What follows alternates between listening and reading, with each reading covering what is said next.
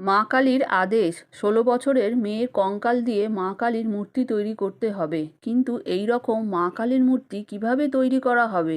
প্রায় ২০০ বছর আগে পশুপতি মুখার্জি নামে এক তান্ত্রিক গুপ্ত তন্ত্র সাধনার জন্য মা কালীর পুজো করছিলেন।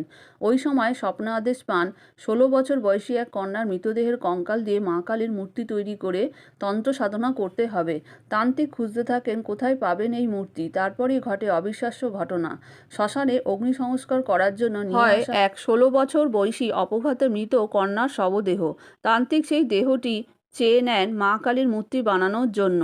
তারপর দেহটিকে শুদ্ধ করে কঙ্কালে পরিণত করে মা কালীর মূর্তি তৈরি করা হয়। এই মা কালীর জীবন্ত বিগ্রহটি এতটাই শক্তিশালী যে যে কোনো মনস্কামনা এখানে পূরণ হয়ে যায়। প্রতি ১২ বছর অন্তর মায়ের এই বিগ্রহের ওপরের মাটির প্রলেপ গলিয়ে ভেতরের কঙ্কাল বের করে বিসর্জন করা হয়। আবার তৈরি করা হয় মা কালীর নতুন বিগ্রহ। ভক্তদের কথা অনুযায়ী রাতে এই মন্দির থেকে নূপুরের শব্দ, একটি মেয়ের হাসির শব্দ ভেসে আসে। গোপন তন্ত্র সাধনা হয় এখানে। মা এখানে ভীষণ জাগ্রত। এই মন্দিরটি উগ্র তারা মায়ের মন্দির, যেটি আছে মেদিনীপুর জেলার মহাতাবপুরের মহা শ্মশানের